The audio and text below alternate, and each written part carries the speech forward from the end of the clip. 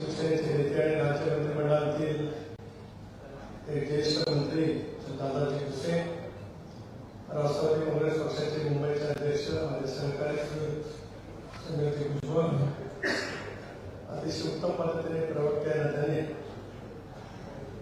भूमिका मांडणारे भारतीय जनता पक्षाचे प्रमुख उपाध्ये, आपण सर्व पत्रकार मित्र बाहेरचे प्रतिनिधी, सुरुवातीलाच महायुतीच्या वतीने आपल्या सर्वांच काल संध्याकाळी उशिरा आणि सकाळी लवकर आपल्याला निमंत्रित केलेलं असताना सुद्धा आपण फार मोठ्या संख्येने या ठिकाणी आला, त्याबद्दल आम्हाला युतीच्या माध्यमातून आपलं मनपूर्वक हार्दिक या ठिकाणी स्वागत करतो.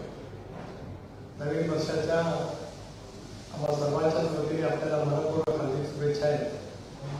हे वर्ष आपल्या सर्वांच्यासाठी अतिशय महत्त्वाचं असल्यामुळे विशेष करून लोकसभा विधानसभेच्या निवडणुका इतर बऱ्याच राजकीय घडामोडी असताना आपल्या सर्वांसाठी निरामय आयुष्याचं थोडंसं धावपळीचं थोडंसं गडबडीचं पण तीच प्रेरणा यावं असं सुरुवातीलाच या ठिकाणी आपल्याला मनपूर्वक हार्दिक शुभेच्छा देतो.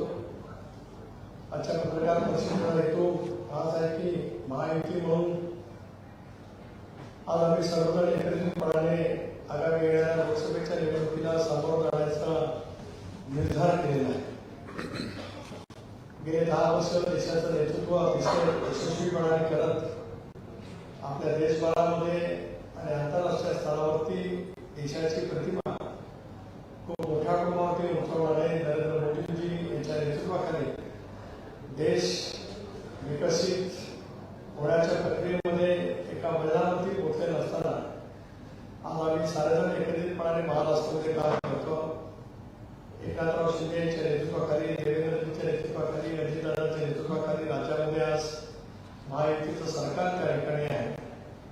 अशा वेळेला जानेवारी महिन्यापासूनच एकत्रितपणाने महायुतीचे मेळावे संबंधित जिल्ह्यामध्ये वेगवेगळ्या ठिकाणी आयोजित करावे या संदर्भातली माहिती देण्यासाठी आपल्याला आम्ही या ठिकाणी निमंत्रित केलेलं आहे. 14 जानेवारीला राज्यातल्या सर्व जिल्ह्यात एकाच वेळेला महायुतीचे मेळावे त्या ठिकाणी होते. किमान 1000 प्रमुख कार्यकर्ते त्या ठिकाणी उपस्थित असतील असं आज आम्ही निर्धारित केलेलं आहे. पण कदाचित उत्साह तर वाढेलच, त्याच्यामुळे ती संख्या त्याच्यापेक्षा खूप मोठी त्या ठिकाणी राहू शकते.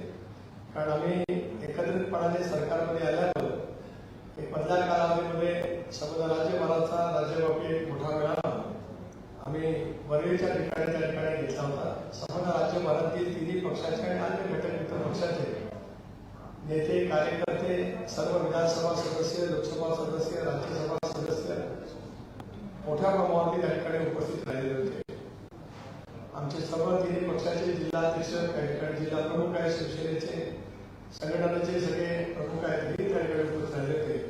पण जिल्हा पातळीवरती सुद्धा एक व्यापक अर्थाने समन्वय त्या ठिकाणी व्हावा आणि पूर्ण क्षमतेने पूर्ण ताकदीने आगामी येणाऱ्या लोकसभेच्या निवडणुकीला सामोरं जावं या हेतूने आम्ही 14 तारखेला आचारविधी मेळावे त्या ठिकाणी आयोजित केलेले आहे. महाराष्ट्रामध्ये 6 प्रादेशिक विभाग आहेत. मुंबई, नाशिक, पुणे, छत्रपती संभाजीनगर, अमरावती, नागपूर या 6 प्रादेशिक विभागामध्ये माननीय मुख्यमंत्री, उपमुख्यमंत्री दोन्ही या तिन्ही नेत्यांच्या प्रमुख उपस्थितीत आणि राज्यातील तिन्ही पक्षाच्या प्रमुख नेत्यांच्या उपस्थितीमध्ये आम्ही जाहीर मेळावे सुद्धा फेब्रुवारीच्या पहिल्या आठवड्यामध्ये त्या ठिकाणी सुरू करणार आणि फेब्रुवारीच्या मध्यापर्यंत म्हणजे मिड ऑफ फेब्रुवारी ते सगळे मेळावे पूर्ण करण्याचं आज आम्ही या ठिकाणी निर्धारित करत आहोत. आपल्या मार्फत राज्यातील आमच्या तिन्ही पक्षांच्या नेत्यांना, पक्षाच्या नेत्यांना सुद्धा हे कळावं, जनतेला सुद्धा कळावं या हेतूने आज आपल्याला या ठिकाणी निमंत्रित केले आहे. याहीनंतर माझे ज्येष्ठ सहकारी भारतीय जनता पक्षाचे अध्यक्ष बावनकुळे साहेब या ठिकाणी बोलते. हे हिंदीमध्ये सांगा, लोकसभेचे मराठी होते, मराठी माहिती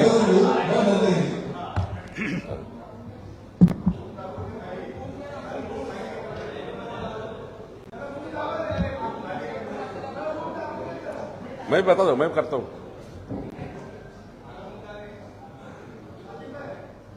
सर्वप्रथम तर आपल्या सर्वांना नवीन वर्ष वर्षाच्या हार्दिक शुभेच्छा.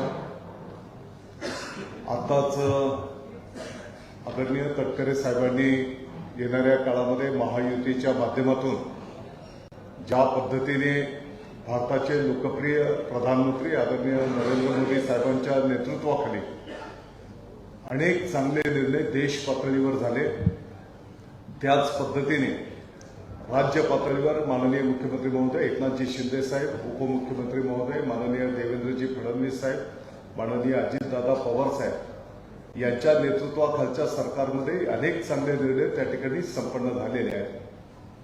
हे सर्व विषय तळागाळाच्या जनतेच्यापर्यंत पोहोचवणं आणि आपण बघितलं असेल की पाठीमागच्या एक वर्षभराच्या पासून शासन आपल्या दारी या मोहिमेच्या अंतर्गत पात्र लाभार्थ्यांना त्यांचा लाभ त्याच्यापर्यंत पोहोचवण्याचं काम त्या ठिकाणी संपन्न करण्यात आलेलं आहे. आणि म्हणून या सर्व बाबी तळागाळातल्या माणसांच्या पर्यंत नेण्याच्या दृष्टिकोनातून महायुतीचे जे सर्व प्रमुख पदाधिकारी आहेत, अगदी गाव पातळीवरच्याही कार्यकर्त्यांचं एक संघटितपणे मनोमिलन, त्याच्यातलं मार्गक्रमण आणि त्याच मुद्द्यांवर येणाऱ्या काळामध्ये मग लोकसभेची निवडणूक असेल किंबहुना येणाऱ्या विधानसभा आणि इतरही ज्या काही निवडणुका असतील त्याच्यामध्ये संघटितपणे मार्गक्रमण करण्याचा निर्धार त्या ठिकाणी करण्यात आलेला आहे. आणि आता जसं सांगण्यात आलंय, विभाग पातळीवर, जिल्हा पातळीवर, पुढच्या टप्प्यामध्ये अगदी गाव पातळीपर्यंत त्या ठिकाणी महायुतीच्या सर्व कार्यकर्त्यांचं मेळावे संपन्न करून पुढील रणनीती अगदी तळागाळातल्या कार्यकर्त्यांच्या पर्यंत पोहोचवण्यात येणार आहे.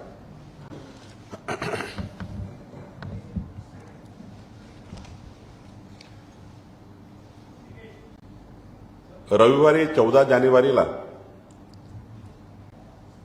महायुतीचे 36 जिल्ह्यामध्ये आमच्या 11 पक्षाचे माननीय तटकरे साहेब आणि माननीय भुसे साहेबांनी आत्ताच आपल्याला सांगितल्याप्रमाणे जिल्हास्तरीय मेळावे आणि ही संख्या पुढच्या काळात बूथपर्यंत आमच्या तालुका मंडळापर्यंत एकदा जिल्हास्तरीय मेळावे झाले की पुढे तालुकास्तरीय मेळावे होतील, मग बूथस्तरीय मेळावे होतील. साधारण जानेवारी महिन्यामध्ये संपूर्ण जिल्हास्तर ते बूथस्तर आणि फेब्रुवारी महिन्यामध्ये विभागीय स्तरावरचे मेळावे माननीय एकनाथजी, देवेंद्रजी, अजितदादा यांच्या उपस्थित होणार आहे. आमचे महायुतीतले सर्व घटक पक्षाचे नेते सुद्धा या मेळाव्यामध्ये हजर राहणार आहे. मग रामदास आठवले साहेब असतील, विनय कोरेजी असतील, महादेवराव जानकरजी असतील, जयदीप कवाडेजी असतील, योगेंद्र कवाडेजी आहेत, शिवसंग्रामच्या आपल्या मेटेताई आहेत, सुलेखाताई कुंभारे आहेत, रयत कांतवीचे सदाभाऊ खोत आहेत आणि इतरही अजून घटक पक्षाचे नेते या बैठकीला, या मेळाव्याला हजर राहणार आहे. खरं तर माननीय तटकरेजींनी सांगितल्याप्रमाणे मोदीजींच्या नेतृत्वात महाराष्ट्रामध्ये एक प्रचंड मोठं यश महायुतीला मिळेल. महायुतीने जी तयारी केली आहे देवेंद्रजी, एकनाथजी आणि अजितदादांच्या नेतृत्वामध्ये 45+ जागा या महाराष्ट्रामध्ये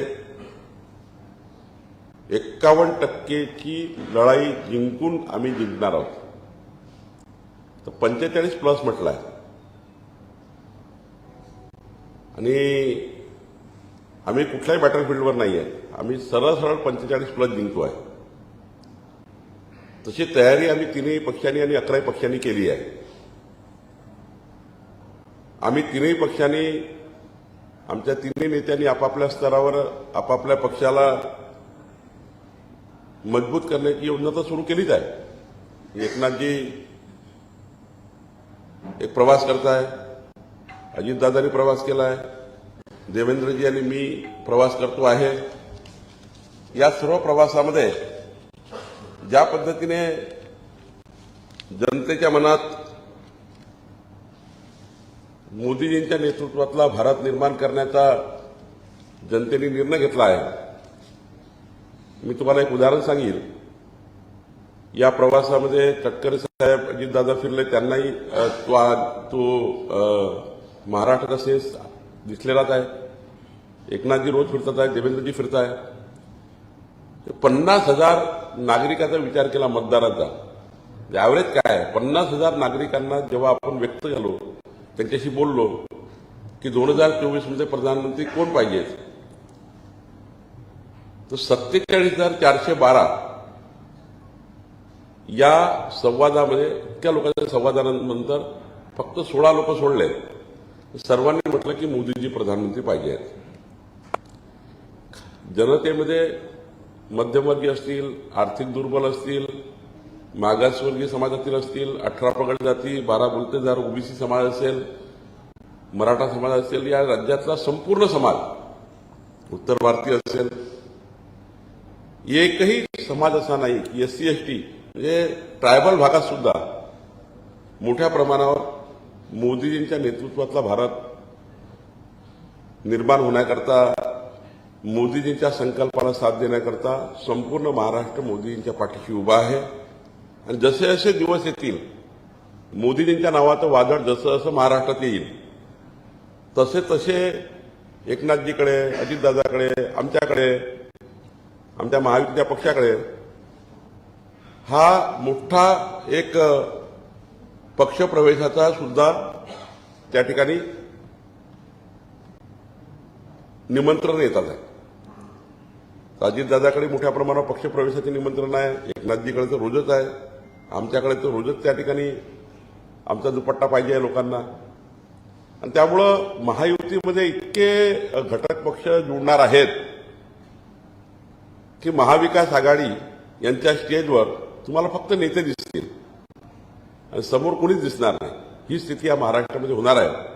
आणि याकरता आम्ही सर्व पक्षाचे लोक आपापल्या स्तरावर, आणि आमची भूमिका स्पष्ट आहे, बूथ स्तरापर्यंत आम्ही 3ही पक्ष आणि 11 पक्ष आमची बांधणी पूर्ण करणार आहोत. बूथ स्तरावरचे कार्यकर्ते सुद्धा एकत्रितपणे बूथवर असले पाहिजे. मंडळ स्तरावरचे, तालुका स्तरावरचे कार्यकर्ते एकत्रितपणे त्या ठिकाणी सोबत काम केलं पाहिजे. आणि राज्य स्तरावर आणि विभागीय स्तरावर, जिल्हा स्तरावर सुद्धा संपूर्ण बांधणी आमची पूर्ण झाली.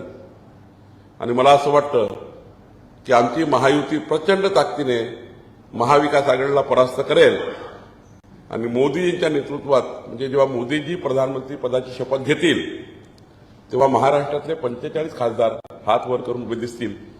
इतकी ताकद आम्ही आमची महायुतीची तयार करतो आहे. आणि त्याकरता संपूर्ण रचना आम्ही उभी केली आहे. माननीय सुनील तटकरे जी, दादा भुसे जी और महायुति की इस प्रेस कॉन्फ्रेंस में माननीय तटकरे जी, माननीय दादा भुसे जी और हमने सारे लोगों ने, हमारे नेताओं ने, देवेंद्र जी, एकनाथ जी, अजित दादा, हमने सबने मिलकर ये निर्णय लिया है कि 14 जनवरी को महाराष्ट्र में महायुति के डिस्ट्रिक्ट लेवल के हमारे सम्मेलन होंगे. उस सम्मेलन में हमारे सभी पार्टियों के जो मेजर लीडर्स हैं डिस्ट्रिक्ट लेवल के, 300-400 लीडर सभी पार्टियों के उस सम्मेलन में रहेंगे. हमारे वहां के प्रभारी मंत्री जो है सरकार के, या राष्ट्रवादी के मिनिस्टर है, वह राष्ट्रवादी के मिनिस्टर उस जिला स्तरीय सम्मेलन में जाएंगे, या बीजेपी के गार्डियन मिनिस्टर है वो जाएंगे, कहीं शिवसेना के गार्डियन मिनिस्टर वो जाएंगे. डिस्ट्रिक्ट लेवल का सम्मेलन होगा. उसके बाद तटकरे जी ने कहा है कि फरवरी में हम डिवीजन लेवल पर सम्मेलन लेंगे, विभाग स्तर पर. और उसके बाद हम लोग जिस प्रकार से हमारा सीटों का अलॉटमेंट हो जाएगा, उसके बाद लोकसभा स्तर पर भी हमारे सारे 11 पार्टी के महायुति के सम्मेलन होंगे। उस सम्मेलन में हमारे विनय कोरे जी है, रामदास आठवले जी है, महादेवराव जानकर जी है, जोगेंद्र कवाड़े, जयदीप कवाड़े जी है, शिव संग्राम की हमारी मेटेताई है, रैत क्रांति के सदाबाऊ है, हमारी सुलेखाताई कुंभारे जी है, ये सारे बच्चू कड़ू जी है, ये सारे लोग और 11 पार्टियां हैं, ये सारे लोग इस सम्मेलन में रहेंगे। और मुझे लगता है कि हमारी महायुति जिस प्रकार से बूथ लेवल तक जिला स्तरीय सम्मेलन होने के बाद बूथ स्तरीय, मंडल स्तरीय सारे कार्यकर्ता एक साथ मिलकर मोदी जी के नेतृत्व में और हमारे जो नेता है देवेंद्र जी, एकनाथ जी और अजित दादा, इनके कोऑर्डिनेशन से जो भी निर्णय होगा सीटों का, उस सीटों पर पूरी ताकत हम तीनों पार्टियां और 11 पार्टियां लगाएगी। जहां पे जिस पार्टी को सीट जाएगी, राष्ट्रवादी को अगर जो सीट जाती है वहां बीजेपी और शिवसेना पूरी ताकत से 51% से सीटें जीतेगी, इस प्रकार से काम करेगी। जहां एकनाथ शिंदे जी के नेतृत्व में सीटें जाएगी वहां पर बीजेपी और राष्ट्रवादी और हमारी महायुति पूरी ताकत से हमारे बूथ लेवल के कार्यकर्ता 51% ही जिताएंगे और बीजेपी जहां चुनाव लड़ेगी बाकी सभी पार्टियां बीजेपी के उम्मीदवार को चुनाव जिताने के लिए काम करेगी। ये हमारा निर्णय बूथ लेवल तक हुआ है, बूथ स्तर तक हुआ है, जिला स्तर पर हुआ है और मैं दावे के साथ कहता हूं हम सब पार्टियों के लोग 45 प्लस महायुति 45 प्लस सांसद जीतेगी, 51% वोट शेयर लेकर जीतेगी। और जैसे जैसे मोदी जी का जो भी तूफान आने वाला है महाराष्ट्र में, अब राजस्थान में हो गया है, छत्तीसगढ़ हो गया है, मध्य प्रदेश हो गया है, आपको दिखा, अब ये महाराष्ट्र में आने वाला है। और ये तूफान, ये सब झाड़ी पत्तियों को साफ करके, महाविकास आघाड़ी के सारी झाड़ी पत्तियों को साफ करके और महायुति पूरी ताकत से इस महाराष्ट्र में जीतेगी। अभी तो हमारे सामने ये प्रश्न है, अजीत दादा के सामने भी, शिंदे जी के सामने भी और हमारे सामने भी, देवेंद्र जी के भी सामने, रोज इतने पार्टी में आने के लिए लोग, राष्ट्रवादी में, शिवसेना में हमारे पास इतनी कतार लगाकर है कि ये दिन आने वाला है महाराष्ट्र में कि महाविकास आघाड़ी के स्टेज पे सारे नेता दिखेंगे। आपको देखा होगा नागपुर में क्या हुआ, नागपुर की सभा में क्या हुआ, नागपुर की सभा में जितने लोग विकास ठाकरे जी की शादी में थे, उनके बेटे के, उतने भी लोग वहां नहीं थे। तो ऐसी हालत होने वाली है कि महाविकास आघाड़ी के नेताओं की कंपटीशन रहेगी भाजपा, उतने भी लोग वहां नहीं थे। तो ऐसी हालत होने वाली है कि महाविकास आघाड़ी के नेताओं की कंपटीशन रहेगी भाषण देने के लिए, स्पीच देने के लिए, लेकिन सामने लोग ही दिखेंगे नहीं।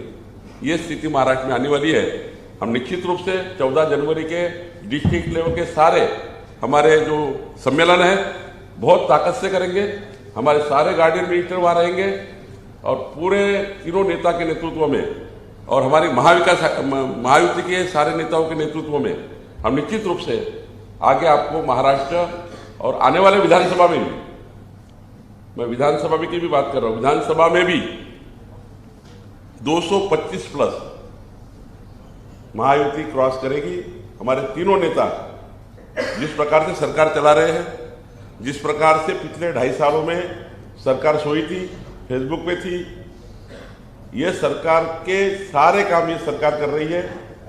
जनता के 5 साल में दिए हुए सारे वोटों का कर्जा हम उतारने का प्रयास कर रहे हैं और निश्चित रूप से तीनों नेताओं पे मुझे विश्वास है, हमें विश्वास है सारे नेताओं को, ये तीनों नेता एकनाथ जी, देवेंद्र जी, अजित दादा, ये महाराष्ट्र के आखिरी आदमी का विकास करके आने वाले विधानसभा चुनाव में भी ये महायुति पूरी ताकत से इस महाराष्ट्र में आएगी और हम सारे लोग मिलकर फिर एक बार महाराष्ट्र को देश में क्रमांक 1 पे लाने के लिए हमारे नेता काम करेंगे। यही आशा के साथ हमारा ये चुनावी दौरा चालू हो चुका है और हम तीनों मिलके 11 लोग मिलके महाराष्ट्र में आपको पूरी तरह से महाविजय दिखेगा। इतना ही मुझे कहना।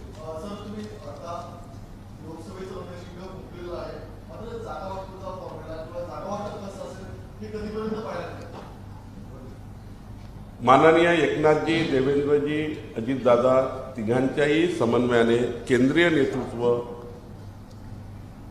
आणि राष्ट्रवादीचे केंद्रीय नेतृत्व आहेत, एकनाथजीकडे आहेत, हे सर्व नेतृत्व बसून आम्हाला काही चिंता नाही. ना राष्ट्रवादीला चिंता आहे, ना शिवसेनेला चिंता आहे, ना आम्हाला चिंता आहे. आमचं नेतृत्व जे निर्णय घेईल, त्यांनी म्हटलं ही जागा राष्ट्रवादीला तर राष्ट्रवादीला, ही जागा शिवसेनेला ही शिवसेनेला, आमचं काही रिझर्वेशन नाही आहे. आम्ही एक दोन जागा इकडे तिकडे बघणारी नाही आहे.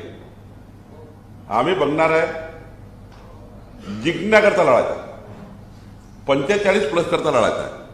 त्यामुळं आमच्यामध्ये कुठलंही त्याच्यामध्ये खिस्तान नाही आहे, ओढतान नाही आहे. 3 नेते आणि वरचं पार्लमेंटरी बोर्ड हे जे निर्णय करतील त्या निर्णयाला आम्हाला मान्यता आहे.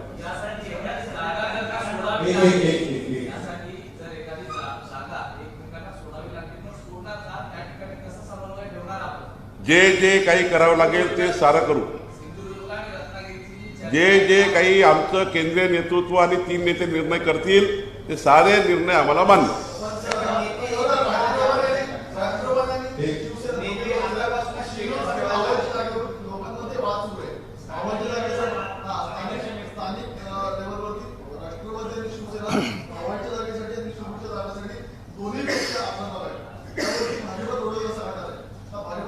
मी आपल्याला स्पष्टपणे सांगतो, तटकरे साहेबांनी माननीय आपले भुसे साहेबांच्या वतीने आणि आमच्या 3 नेत्याच्या वतीने शेवटपर्यंत प्रत्येक पक्षाला वाटेल की ही जागा मला मिळाली पाहिजे. राष्ट्रवादीला वाटेल ही मला मिळाली पाहिजे, एकनाथजीला वाटते ही मला मिळाली पाहिजे, आम्हाला वाटेल हा मिळायला पाहिजे.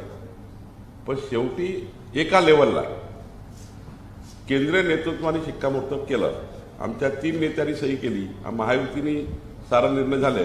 मग मात्र कुठलंही याला गेली की त्याला गेली की त्याचं की त्याचं, मोदीजीच्या नेतृत्वात मतदान करायचं.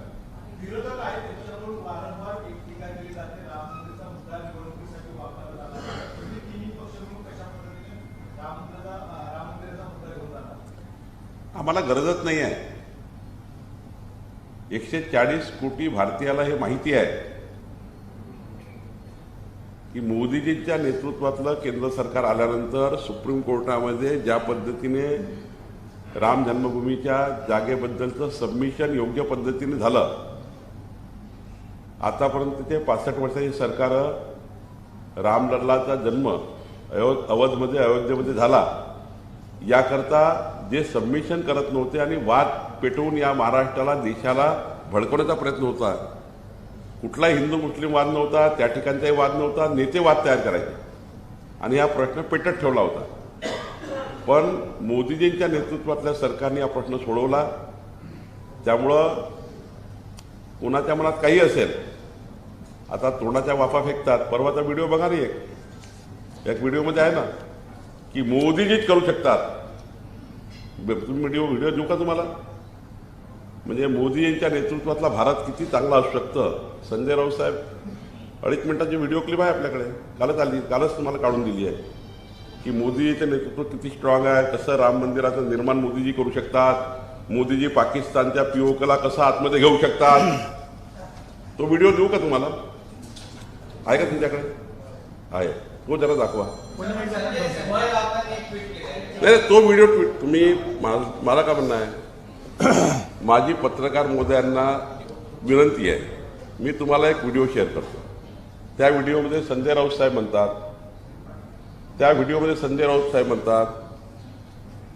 अयोध्या में राम मंदिर बनाने की केवल एक ही व्यक्ति में क्षमता है, उनका नाम नरेंद्र मोदी जी है. संजय राउत जी म्हणतात कि पाकिस्तान की बॉर्डर में जाकर पाकिस्तान का पीओके वापस लाने की क्षमता किसमें? तो मोदी जी में है. इसलिए किसको वोट देना है? तो उस समय की सरकार के, उस समय की जो हमारी महायुति थी शिवसेना भाजप की, वो सरकार, वो उमेदवार को वोट दीजिए, ये कहा है, हे म्हटलं आहे संजय राऊत साहेबांनी. तो व्हिडिओ जर तुम्ही बघितला तर मला वाटतं मग बाकीच प्रश्न सुटून जाईल.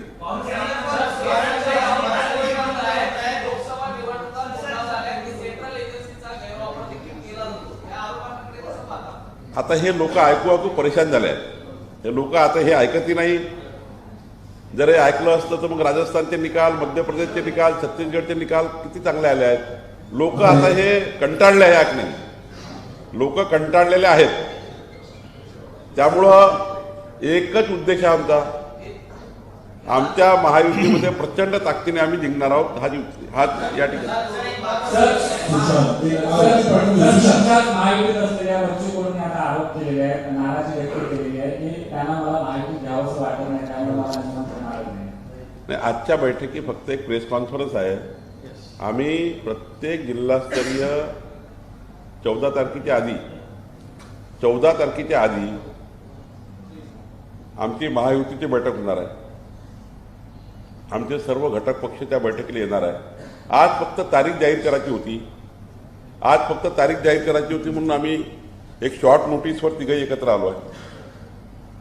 प्रसाद लाड उद्या महाराष्ट्रात आले की एक महायुतीची बैठक आमची होईल, त्याच्यामध्ये आम्ही सर्व पक्षाला बोलवू आणि त्यामध्ये पूर्ण विस्तृत शेवटी एखादं संमेलन करायचं असेल ते संमेलन कसं असणार आहे, कोण त्या ठिकाणी जाणार आहे, कोण कोण समन्वय करणार आहे, सारा ढाचा तयार करावा लागणार आहे. आणि त्याकरता ह्या संमेलनाचा ढाचा तयार करण्याकरता एक महायुतीची बैठक लवकरच 1-2-3 दिवसामध्ये होईल. त्यात बच्चू कडू असतील, त्यात सारेच नेते असतील आणि आम्ही चांगला ढाचा तयार करून चांगले संमेलन घेऊ.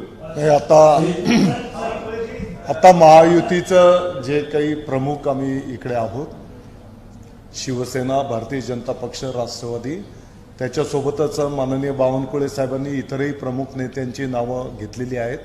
त्याच्यामध्ये प्रहार संघटना आणि माननीय बच्चू कडू साहेब पण आमच्या सोबतच आहेत. तुम्ही संजय राऊतांचा उल्लेख केला, परंतु त्यांनी सुद्धा एक व्हिडिओ ट्विट केलेला आहे. त्यांचं असं म्हणणं आहे की भाजपचे काही नेते जे आहेत ते कुठेतरी शिवसेना जयंती बाबळी पाडली तेव्हा शिवसैनिक नव्हते असं म्हणताय. परंतु अटल बिहारी वाजपेयी आणि आडवाणींचा एक मुलाखतीचा व्हिडिओ त्यांनी ट्विट केलाय आणि दावा त्यांनी केलाय की या मुलाखतीत भाजप नेत्यांनी म्हटलं होतं की बाबळी पाडण्याची गरज होती.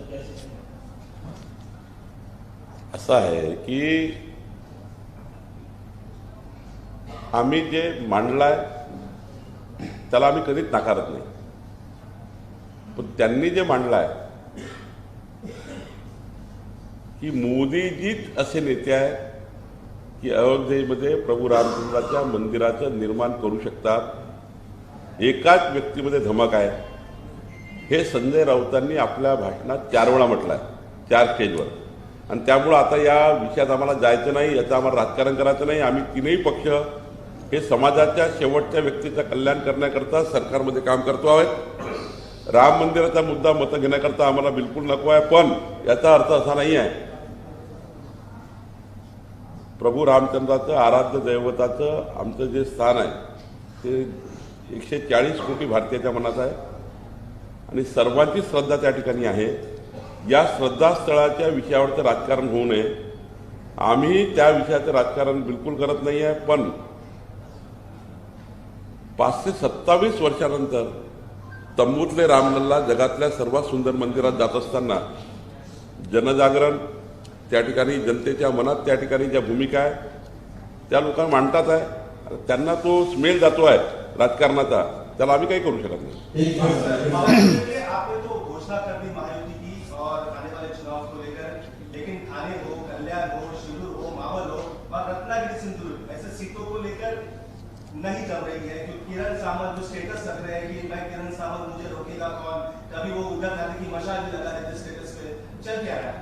देखिए, मैं बार बार कह चुका हूं कि ये चलेगा, ये महायुति में चलता ही है. एक पार्टी में चलता है तो 3 पार्टियां हैं, 11 पार्टियां हैं, ये चलेगा. वो कोई डिमांड करेंगे, वो कोई डिमांड करेंगे, यहाँ डिमांड करेंगे, वहां डिमांड करेंगे.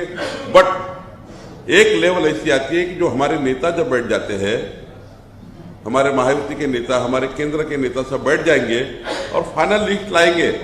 हम सारे लोग, बीजेपी का कोई रिजर्वेशन रहेगा नहीं, राष्ट्रवादी का कोई रिजर्वेशन नहीं, एकनाथ जी का कोई रिजर्वेशन नहीं है, हम सारे लोग कोई नाराजी रखते नहीं हुए. हमारा एक ही उद्देश्य है, मोदी जी के नेतृत्व का भारत निर्माण करना.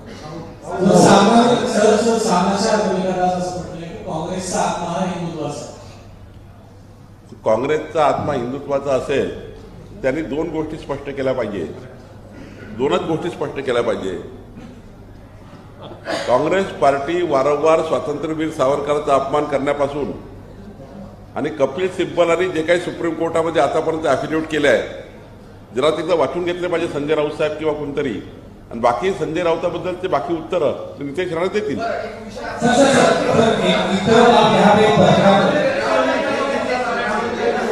एक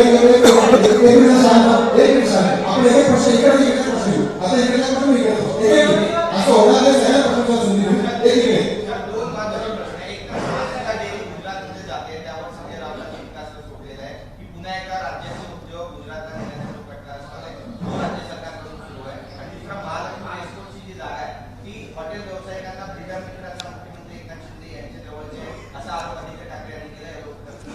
फेक नरेटिव्ह तयार करतात. फेक नरेटिव्ह आहे. नरेटिव्ह सकाळी तयार करतात ते काहीतरी बसून आणि महाराष्ट्राला दिवसभर मीडियामध्ये येण्याकरता काही ना काही देत राहतात. ते नितेश राणे तुमचं उत्तर देईल ना त्यांचं. नितेश राणेंनी तयार केलं आहे त्याचं उत्तर, पण फेक नरेटिव्ह तयार करतात. मोठ्या पराजयाच्या भीतीने महाविकास आघाडीतील नेते दररोज अशा पैशा कल्पकल्पित कथा त्यांना दिवसभरामध्ये सतत पिढ्याच्या समोर राहायचं असल्यामुळे ते तशा पैसा करण्याचा प्रयत्न करतात. त्याच्यापेक्षा त्या गोष्टीला कुठलाही महत्व त्या ठिकाणी नाही.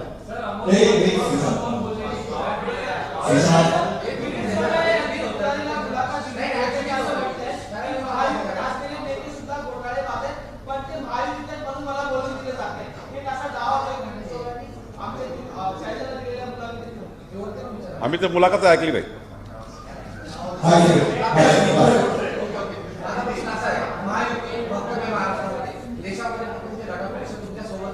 मात्र देशात रामदास आठवले यांचा पक्ष तुमच्या सोबत आहे केंद्रामध्ये. मात्र त्यांनी काही दावा केलाय राम मंदिर ज्या ठिकाणी उभारले गेले त्या ठिकाणी मस्जिदही नव्हते, मंदिरही नव्हतं आणि त्या ठिकाणी गौतम बुद्धांची मूर्ती होती.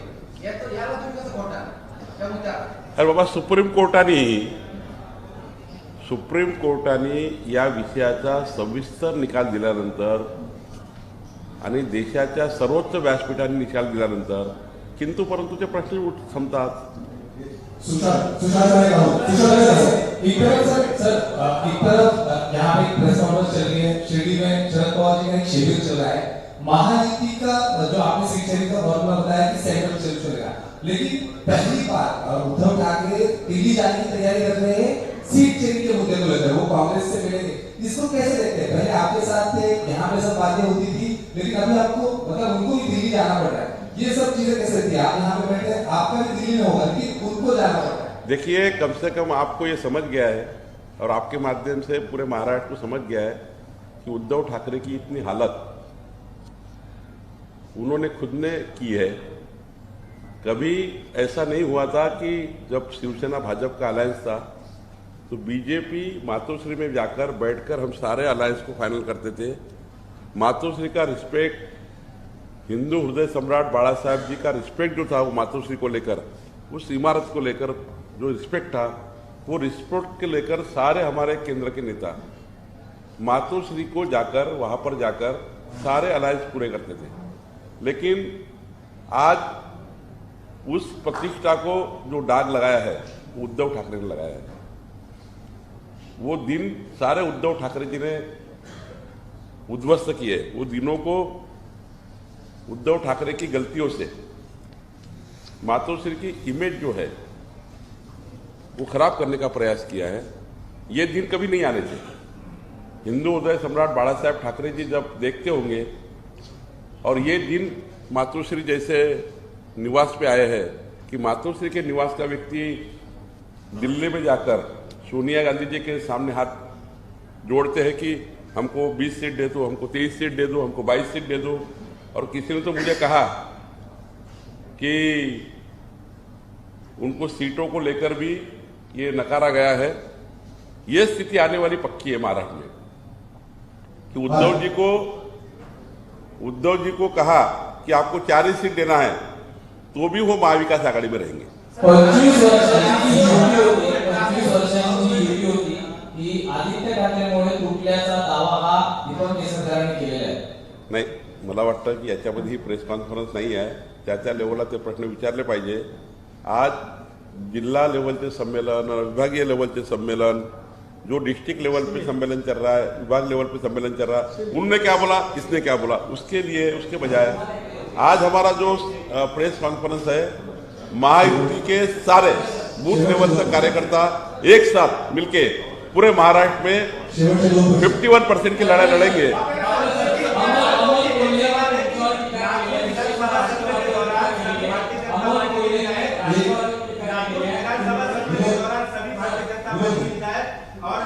की विधायकों को रेशम बाग में बुलाया था, लेकिन अजीत दादा और राष्ट्रवादी के विधायक नहीं गए थे। अब 22 तारीख को राम मंदिर का प्राण प्रतिष्ठापना है, तो अजीत दादा और एनसीपी के विधायक वहां जाएंगे क्या? देखिए, किसी ने बुलाया नहीं था, आपकी गलत भावना है। पता दिया था सर। हमने कहा था कि भाई नागपुर में है, और नागपुर में है तो सभी लोगों ने अब ऐसा जरूरी नहीं है एक नाथ जी दूसरे दिन गए, ऐसा जरूरी नहीं था कि सबने आना चाहिए। हमने सभी को कहा कि नागपुर में एक स्थल ऐसा है जो राष्ट्र निर्माण के लिए, देश निर्माण के लिए वहां पर एक केंद्र है, दर्शन करने आना चाहिए। इसके लिए वो नहीं आए इसमें क्या फर्क पड़ता है?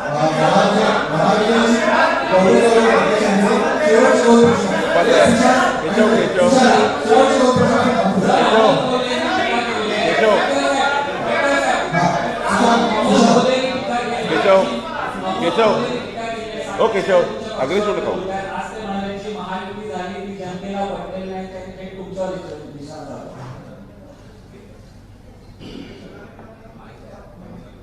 जुन्नर ते बारामती शेतकऱ्यांचा आक्रोश सांगत ज्यावेळी यात्रा काढली, त्या यात्रेला प्रचंड अभूतपूर्व जगाच्या पाठीवरचा फार मोठा प्रतिसाद मिळाला असल्यामुळे आता त्याला बरंच काही तरी काही सूचना मिळत आहे. बावनकुळे साहेबांनी दादाजी सांगितल्याप्रमाणे आमच्या सर्वांचं उद्दिष्ट 45+ आहे. त्यामुळे कुणी काही बोलू, या सगळ्या जागांच्या वरती आम्ही प्रचंड मताधिकारी त्या ठिकाणी निवडून येणार आहोत.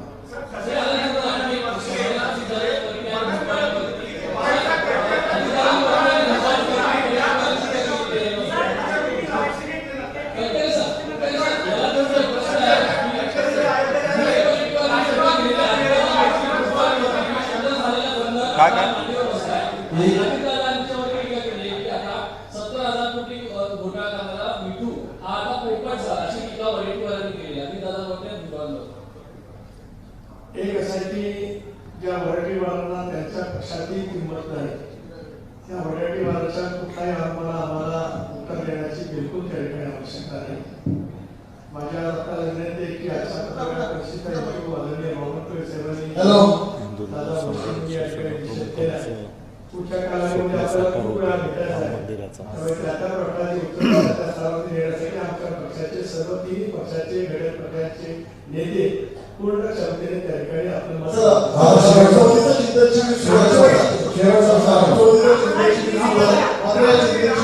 रोहित पवारांनी पाठ फिरवली आहे. रोहित पवार राज्याच्या बाहेर असल्याचं करत आहे, काय सांगाल? कोण कुठे आहे बाहेर त्याची मला चिंता असं काही करायला नाही. त्याच्यातले कधी कोण बाहेर पडतील हे महत्वाचं आहे. त्याच्यामुळे बावनकुळे साहेबांनी केलं. आपण सगळे धन्यवाद. आज महाविद्यालयाचा दौरा आहे, त्यामुळे मुंबईमध्ये दौरा सुरू आहे. लाट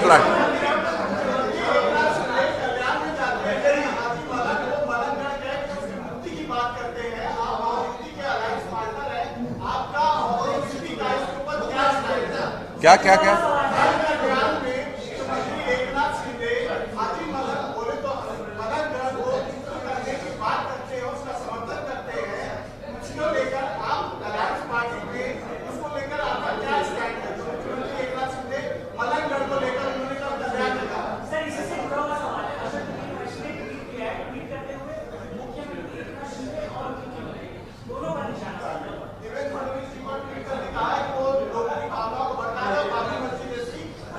ते फार वर्षांपासून चालू आहे. किसने कहा है? मी बोलू?